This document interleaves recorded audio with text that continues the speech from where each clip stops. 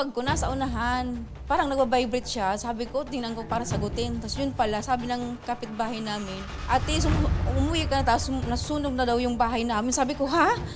Pag alis ko ng sa bahay, wala naman kami, ako nararamdaman. Parang kaba ganun ba? Isang bahay Santo Domingo, Albay ang natupok nito lamang ika-19 ng Setyembre. Dahil sa sunog na nangyari, walang naisalba ni isang gamit ng pamilya ng biktima. Iniimbatan natin ngayong hapon ang may-ari mismo ng bahay na si Elisa Balilo. Nanay, magandang hapon po. Magandang hapon din Apo. po. Elisa. Apo. Nanay, kumusta po yung pamilya niyo po ngayon matapos po na masunugan po kayo? Siyempre po, malungkot po dahil sa pangyayaring na hindi namin naasap po. Opo. Kahit sino naman na ano po, sabi nga po, may kasabihan, manakawan ka na, di baling manakawan, wag lang pong masunugan. Ngayon po, Nay, nung mga oras pong yun, nasaan po kayo? Kaalis lang po namin ng papuntang Legazpi kasi yung anak ko po na isang babaeng college po, ang pasok niya mga 2 o'clock po. Tapos ako, may yung isa ding anak ng senior high, may pinapabili po naman na gagamitin daw sa school. May nagte-text na po pala sa akin, tapos may tumatawag. Tapos yun pala, sabi ng kapitbahay namin, ate, umuwi ka na, tapos nasunog na daw yung bahay namin. Sabi ko, ha? Pag alis ko ng sa bahay, wala naman kami, akong nararamdaman. Parang kaba ganun ba?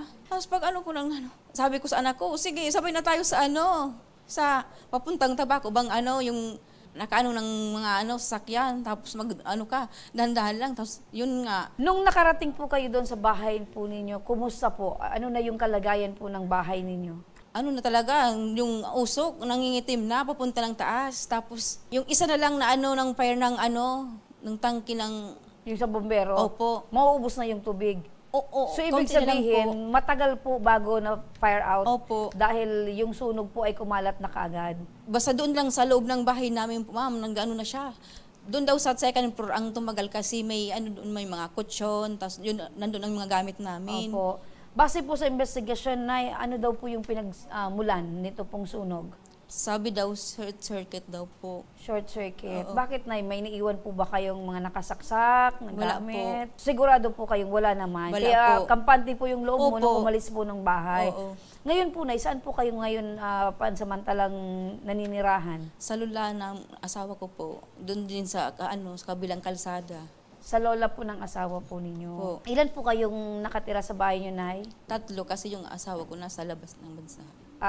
Okay, so 2 po yung anak po ninyo. Opo. Mabuti nga yung may mga estudyante po, may pasok.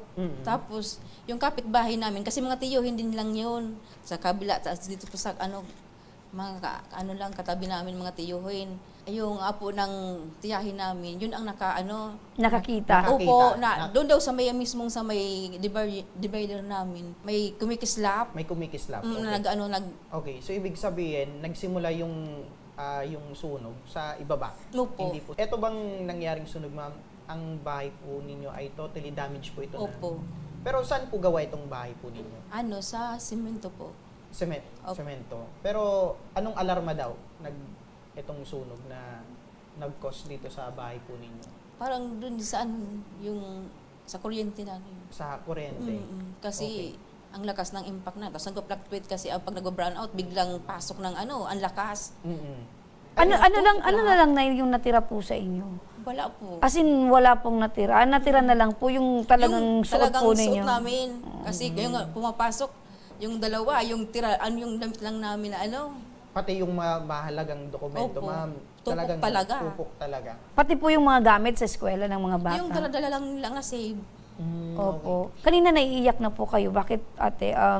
Sobrang pangihinayang ang nararamdaman. Sobra pong, parang awang-awa po kayo ngayon sa sarili po ninyo, sa pamilya, sa mga bata. Opo. Meron na din po bang lumapit po sa inyo para magbigay ng tulong? Yung DSWD din. So, nakita po namin talagang totally damaged, totally fired po yung bahay po ninyo. Mga ilang oras daw po yung tinagal nito pong sunog bago po naapula? Basta parang hanggang 4 o'clock po, saka na yun.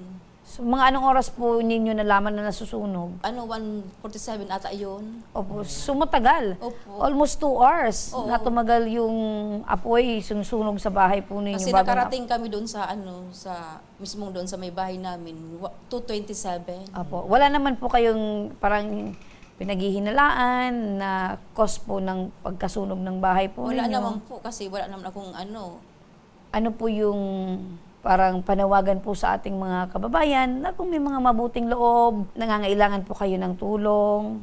nananabagan po ko sa lahat nanghihingi ko po ng tulong ng pampinansyal at saka yung dahil sa pangkabuhayan namin, doon din kumukuha ng kasi siyempre kaalis pa lang ng asawa ko po. Nung nalaman po ni Mister yung sitwasyon po ninyo, nasunog po yung bahay, ano po yung...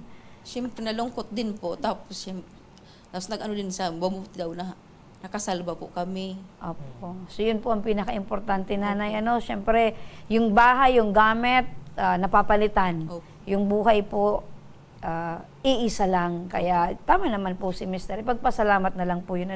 Para po sa ora mismong pagtugon sa inyo pong problema, makakausap po natin sa linya ng telepono si Dick Banwa, ang Municipal Coordinator ng Ako Bicol Party List sa Santo Domingo, Albay. Magandang hapon, Dick. Magandang hapon po, ma'am. Apo, Dick, naandito po ngayon si Nanay Elisa. Sila po yung nasunugan dyan po sa inyong munisipyo. Ngayon, ano po ba yung maaring maitulong ng Ako Bicol Party List para kina Nanay Elisa? Ang Ako Bicol Party List po, magbibigay po ng tulong sa pamilya po ni Ma'am Elisa Balilo. Narito po yung mga tulong pwede po namin, yung ibibigay po namin. 2 sakong 25 kilogram po na rice. Kung kailangan po nila ng modular tent, ibibigay po namin 1 piece na modular tent. Mga chinelas, canned goods, particularly na po yung sardinas and other na mga canned goods. Mga used clothes po and trapal, bibigyan po din ng IKB ng mga kumot, solar light and Cabarro coffee, caldero and mga basin. Yan po yung ibibigay po ng Ako Bicol Party List kay Ma'am Elisa Balilo at sa kanyang pamilya po. Okay. So, Dick, personal nyo bang nabisita itong sitwasyon, itong lugar ni Nanay Elisa, kung saan itong bahay nila ay talagang natupos nitong sunog? Yes po. During that time po, nasa meeting kami and napansin namin na balik-balik na yung si Barangay Captain Monica Divina po yung nag-report sa amin na may sunog sa Barangay Tanayukay. And after the meeting po, pinuntahan po namin agad yung bahay po kung saan po nasunog yung bahay ni Ma'am Elisa. And personal ko po na kausap si Ma'am Elisa and natanong kung ano yung kalagayan po nila. So, I'm very thankful po kasi walang nasaktan and walang nadamay na civilian po sa sunog po. Ayun. And again, ako nag-report sa Ayun. para sa agarang tulong. Ayun, importante yung nabibisita, no? Kayo mismo yung personal nakita po ninyo yung sitwasyon. At least alam nyo kung ano yung mga pangangailangan. Yung naitulong nanay, nabanggit po ni Dick, yung mga posible pong matanggap po ninyo. Hindi ko na isa-isahin po na pero marami po yon. Sir Dick, nandito po si Nanay Elisa sa aming studio. Kung meron kang mensahe sa kanya, ano po yon? Tulong po ng Ako Bicol Party List. May ibibigay po namin yung mga pangangailangan nyo, mga primary na pangangailangan niyo po. And baka po mamaya, pwede na namin itong maihatid sa bahay niyo po. At personal po namin yun na ibibigay po. Ayun. So, Maraming salamat, Dick Banwa, ang Municipal Coordinator ng Ako Bicol Party List dyan sa Santo Domingo, Albay. Nanay, napakinggan niyo po. Opo. So, personal po nilang ihahatid po sa inyong bahay. Pansamantala po ninyong tinitiran doon nga po sa lola po ng inyong asawa. Ayan, Nanay, maliban dyan sa tulong mula sa Ako Bicol Party List, tanggapin niyo rin po itong tulong mula sa aming program. Actually, nandito partner, itong mga tulong yung mga na ibibigay. binabanggit pala ni Dick, hindi na po doon mismo ihahatid dahil naandito na yung mga pangangailangan po na nababanggit po ni Dick na ibibigay po sa inyo. So pag alis nyo po dito, Nay, bit-bit nyo po itong mga tulong mula po sa Ako Bicol Party List. Ayan po, Nay. partner. Tingnan nyo po, Nay. Ayan. So, yan po, Nay, yung mga iuuwi po ninyo. Ano po yung masasabi nyo po, Nay? Maraming salamat po sa tulong po. Po, yan po yung mga damit na maaring gamitin ng pamilya, 2 sakong bigas, modular tent, at ilang mga gamitan po pang kusina. At huwag po kayong mag-alala dahil meron kaming staff na aalalay po sa inyo para naman hindi naman mahirapan si nanay sa Opo, ihahatid po kayo, nanay, Ihahatid sa po inyo pong namin po bahay. kayo. Mga ka-aksyon sa mga gusto pang magbigay ng tulong kay Nanay Elisa, ay maaari rin kayong magpaabot personal sa kanya or sa aming program, ipadan po sa aming program. Apo. At lakasan nyo lang po na yung loob po ninyo, ano man po yung pagsubok na ibinibigay po sa atin, lilipas din po yan. Kumbaga, paalala na rin, partner, sa ating mga kababayan na mag-ingat po tayo.